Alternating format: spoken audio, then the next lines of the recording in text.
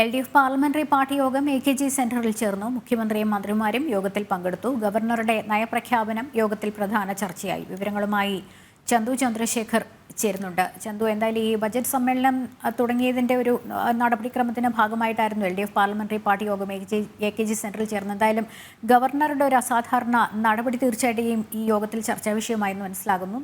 എന്താണ് കൂടുതൽ വിവരങ്ങൾ?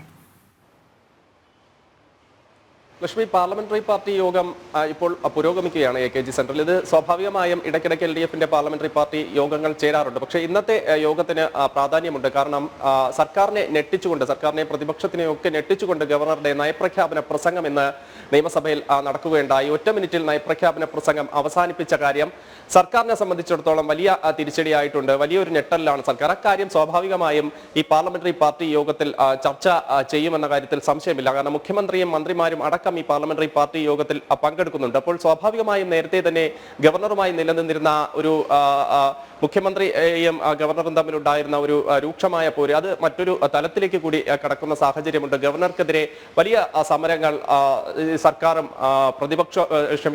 LDFും ഒക്കെ ആഹ്വാനം ചെയ്തിരിക്കുന്ന ഒരു സമയമൊക്കെയാണ്. അപ്പോൾ ഇക്കാര്യങ്ങളൊക്കെ നിലനിൽക്കെയാണ് ഇന്ന് ഗവർണർ നയപ്രഖ്യാപന പ്രസംഗം ഒറ്റ മിനിറ്റിൽ അവസാനിപ്പിച്ച അക്കാര്യം എന്തായാലും ഇന്നത്തെ പാർലമെന്ററി പാർട്ടി യോഗത്തിൽ ചർച്ചയാകുമെന്ന കാര്യത്തിൽ സംശയമില്ല. മറ്റൊരു കാര്യം തെരഞ്ഞെടുപ്പുമായി ബന്ധപ്പെട്ടാണ്. എന്നാലും ഈ ബജറ്റ് സമ്മേളനം കഴിഞ്ഞ് അധികം ദിവസമില്ലാതെ തന്നെ കേന്ദ്ര ബഡ്ജറ്റ് കഴിഞ്ഞാൽ ഉടൻ തന്നെ തിരഞ്ഞെടുപ്പിന്റെ നടപടികളിലേക്ക് കടക്കുമെന്നാണ് വിലയിരുത്തൽ. അങ്ങനെയെങ്കിൽ സ്വാഭാവികമായും തിരഞ്ഞെടുപ്പ് അടുക്കുന്ന സാഹചര്യത്തിൽ അതുമായി ബന്ധപ്പെട്ട കാര്യങ്ങൾ ചർച്ചയാകും. മറ്റൊരു കാര്യം ഡൽഹിയിൽ നടത്തുന്ന സമരത്തെക്കുറിച്ചാണ്. പ്രതിപക്ഷം ഇതിൽ വിട്ടുനിൽക്കുന്ന കാര്യവും ഈ സമരം ഫെബ്രുവരി 8 തീയതി സമരവുമായി ബന്ധപ്പെട്ട കാര്യങ്ങളും ഇന്നത്തെ പാർലമെന്ററി പാർട്ടി യോഗത്തിൽ ചർച്ചയാകുന്നുണ്ട്. എന്തായാലും ഇത്തരം കാര്യങ്ങൾ ചർച്ച ചെയ്യുന്നതിന് വേണ്ടിയാണ് പാർലമെന്ററി പാർട്ടി യോഗം ചേരാൻ തീരുമാനിച്ചിരുന്നതെങ്കിലും ഇന്നത്തെ നയപ്രഖ്യാപന പ്രസംഗം ഗവർണറുടെ നിലപാടും എന്തായാലും പാർലമെന്ററി പാർട്ടി യോഗം ചർച്ച ചെയ്യും.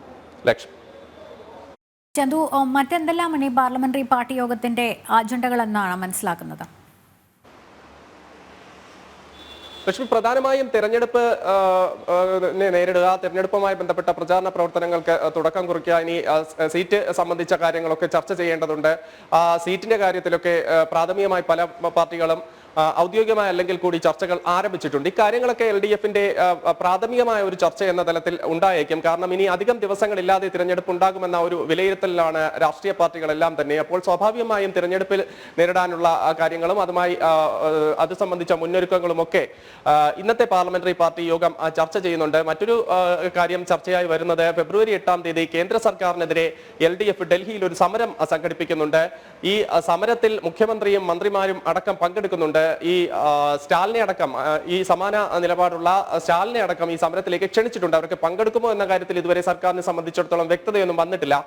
പ്രതിപക്ഷത്തിന്റെ ഒരു ഐക്യം അല്ലെങ്കിൽ പ്രതിപക്ഷത്തിന്റെ ഒരു സഹകരണം കൂടി ഇതിൽ തേടിയിരുന്നുവെങ്കിലും അവർ നിരസിച്ചിരുന്നു. ഈ കാര്യങ്ങളൊക്കെ തന്നെ ഇന്നത്തെ പാർലമെന്ററി പാർട്ടി യോഗം ചർച്ച ചെയ്യുന്നുണ്ട്. സ്വാഭാവികമായും തെരഞ്ഞെടുപ്പിന് മുൻപ് മറ്റ് രാഷ്ട്രീയ കാര്യങ്ങളും ഒക്കെ ചർച്ച ചെയ്യുന്നതിന് പാർലമെന്ററി പാർട്ടി യോഗം ഇടയ്ക്കിടയ്ക്ക് ചേരാറുണ്ട്. പ്രധാനമായും നിലവിലെ രാഷ്ട്രീയ സ്ഥിതി പരിശോധിക്കുക എന്നതാണ് പാർലമെന്ററി പാർട്ടി യോഗത്തിൽ ഉണ്ടാകുന്നത്. അപ്പോൾ സ്വാഭാവികമായും ഇപ്പോൾ നിലനിൽക്കുന്ന രാഷ്ട്രീയ സ്ഥിതിയൊക്കെ പാർലമെന്ററി പാർട്ടി യോഗത്തിൽ ഉണ്ടാകും. നേരത്തെ ഈ മന്ത്രിസഭാ പുനഃസംഘടന സംബന്ധിച്ചും അതിനുശേഷം ഇപ്പോൾ പുതിയ മന്ത്രിമാരുടെ പ്രവർത്തനവും അതുമായി ബന്ധപ്പെട്ട് മന്ത്രിമാരുടെ അഭിപ്രായ പ്രകടനവും ഒക്കെ ഉണ്ടാകും. അതിൽ പ്രധാനമായും KB ഗണേഷ് കുമാർ ഇലക്ട്രിക് ബസ്സുകളുമായി ബന്ധപ്പെട്ട് ഉയർത്തിയ ഒരു വിവാദം നിലനിൽക്കുന്നുണ്ട്. അക്കാര്യം ഇന്നത്തെ പാർലമെന്ററി പാർട്ടി യോഗത്തിൽ ചർച്ചയാകാനുള്ള സാധ്യതയുമുണ്ട്. അപ്പോൾ സ്വാഭാവികമായും നിലവിലെ രാഷ്ട്രീയ സ്ഥിതികളും മറ്റു കാര്യങ്ങളും ഒക്കെ ഇന്നത്തെ പാർലമെന്ററി പാർട്ടി യോഗത്തിൽ ചർച്ച ചെയ്യും. അതിൽ പ്രധാനമായും ഈ ഗവർണറുടെ നയപ്രഖ്യാപന പ്രസംഗം അത് ഒറ്റ മിനിറ്റിൽ അവസാനിപ്പിച്ച് സർക്കാരിനെ നെട്ടിച്ച കാര്യം എന്തായാലും പാർലമെന്ററി പാർട്ടി യോഗം വിലയിരുത്തും എന്നാണ് മനസ്സിലാക്കാൻ കഴിയുന്നത്.